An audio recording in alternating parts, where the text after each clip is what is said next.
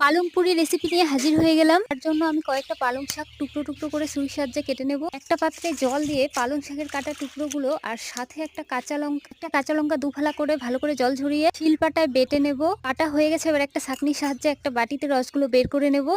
ভালো করে চেপে চেপে বের করে নিতে হবে রসটা। আমার চিপে রস বের করে নেওয়া হয়ে গেছে।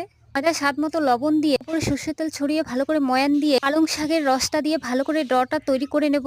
তৈরি করা হয়ে গেলে বাটি দিয়ে ঢেকে রাখবো কিছু সময়ের জন্য। দেখুন বন্ধুরা, কিছুক্ষণ পর কত সুন্দর সফট হয়েছে। এবারে বেলনা ফিরিতে ভালো করে রুটির মতো বানিয়ে নেব। বানানো হয়ে গেছে, আমি গ্লাসের সাহায্যে ছোট ছোট রুটির শেপ দিয়ে নেব।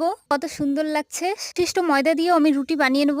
উনুন ধরিয়ে কড়াই সর্ষের তেল দিয়ে গরম হয়ে গেলে পালং পুরিগুলো দিয়ে দেবো। উল্টে পাল্টে ভালো করে ভাজতে হবে। বন্ধুরা, কত সুন্দর ফুলে উঠেছে। এবার তেল ঝরিয়ে নামিয়ে নিয়েছি, আবারও দিয়ে দিব। ভালো করে উল্টে পাল্টে ভেজে তেল ঝরিয়ে তুলে নিতে হবে। সবগুলোই খুব সুন্দর ফুলে উঠেছে। সহজে বাড়িতে বানিয়ে নিতে পারবে পালং পুরি রেসিপি। থাকবে।